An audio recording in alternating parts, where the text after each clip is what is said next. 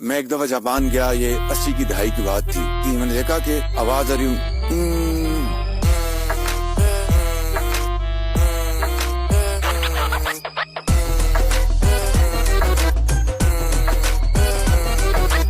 लेकिन ये कौमें इस तरह बनती। मैंने देखा कि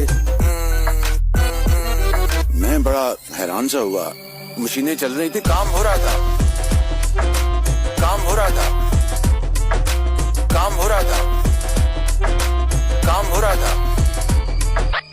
जब तीसरी मरतबा ये आवाज पड़ी तो मैंने अपने मेजबान को कहा, मैंने कहा कि mister director, what is this, what is this, what is this, what is this, this, what is this.